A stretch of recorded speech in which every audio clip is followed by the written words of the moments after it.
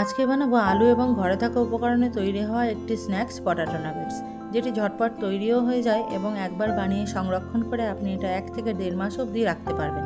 এই স্ন্যাক্সটি বানানোর জন্য আমি এখানে 4টে মিডিয়াম সাইজের সেদ্ধ করা আলু নিয়ে নিয়েছি। আপনারা যতটা বানাতে চান এই স্ন্যাক্সটি সেই হিসাবে আলু কম বেশি নিতে পারেন। এবার এগুলিকে একটি ম্যাশারের সাহায্যে খুব ভালোভাবে ম্যাশ করে নেব। আলুটা খুব ভালোভাবে ম্যাশ করা হয়ে গিয়েছে। এবার এর মধ্যে দিয়ে দেবো গোটা জিরে, গোলমরিচ গুঁড়ো, ধনেপাতা কুচি, লঙ্কার গুঁড়ো, স্বাদ মতো নুন এবং মিক্স হার্ব। এটি অপশনাল, আপনারা চাইলে দিতে পারেন, এতে স্বাদটা আরও ভালো হয়। আর দিয়েছি 1 চামচ মতো পাতিলেবুর রস। আর দিয়ে দেবো 3 টেবিল চামচ পরিমাণ কর্নফ্লাওয়ার। এখানে কর্নফ্লাওয়ারেরই ব্যবহার করবেন, ময়দা যেন দেবেন না। এবার এই সমস্ত কিছু হাতের সাহায্যে খুব ভালোভাবে মাখিয়ে নিতে হবে। মাখতে মাখতে এটা একটি ডোয়ের শেপ নিতে আরম্ভ করবে। এবার এটি একটি ডোয়ের আকারে পরিণত হয়ে গিয়েছে। এবার এই ডোটাকে আমরা হাতের সাহায্যে এইভাবে সরু করে বেলে নিয়ে নাগেটসের আকারে কেটে নেব ছোট ছোট করে।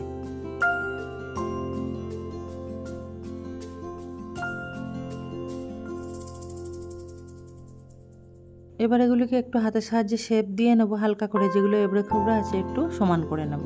এটা ঝামেলা মুক্ত একটি স্ন্যাক্স এবং ঝটপট তৈরিও হয়ে যায়। বাচ্চা থেকে বড় সবাই পছন্দ করে। বাচ্চাদের টিফিনে দিলে তারা তো মন ভরে খায়। এইভাবে নাগেটসের আকারে শেপ দিয়ে একে কোনো ট্রেতে রেখে ডিপ ফ্রিজারে রেখে ফ্রিজ করে নেবেন। তারপরে কোনো জিপলক ব্যাগে কিংবা কোনো কন্টেনারের মধ্যে রেখে 1 থেকে 1.5 মাস সংরক্ষণ করতেও পারেন। তারপর যখনই মন চাইবে তখনই একে বের করে ডিপ ফ্রাই করে নেবেন এবং তৈরি হয়ে যাবে আপনার নাগেটস আকারে আমার গড়া হয়ে গিয়েছে। এবার কড়াইতে তেল গরম করতে বসিয়ে দেবো।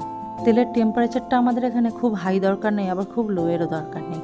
তেলের টেম্পারেচারটা এমন থাকতে হবে, দেখুন নাগেটসগুলো দেওয়ার পরে হালকা হালকা বুদবুদভাবে উঠছে তেল থেকে, এরকমই থাকতে হবে। তা না হলে ভেতর থেকে কাঁচা রয়ে যাবে এবং বাইরেটা লাল হয়ে যাবে, তাড়াতাড়ি ক্রিস্পি হবে না। এইভাবে এগুলো আমরা ভেজে নেব যতক্ষণ না এগুলো একটি গোল্ডেন কালার চলে আসছে এবং ক্রাঞ্চি হয়ে যাচ্ছে উপর থেকে। এইভাবে লো টু মিডিয়াম ফ্লেমে আস্তে আস্তে ভাজা হতে আমার সময় লেগেছে 15 থেকে 20 মিনিট। এগুলি আমার বেশ লাল লাল করে ভাজা হয়ে গিয়েছে। এবার এগুলো তুলে নেবো এবং গরম গরম কোনো সস বা চাটনির সঙ্গে সার্ভ করব। এমনকি এটা বাচ্চাদের টিফিনে অথবা ইভিনিং স্ন্যাক্স হিসাবেও দিতে পারেন। তাহলে কেমন হয়েছে রেসিপিটা অবশ্যই জানাবেন, আর আপনাদের ভালো লাগলে শেয়ার করবেন এবং সাবস্ক্রাইব করতে ভুলবেন না।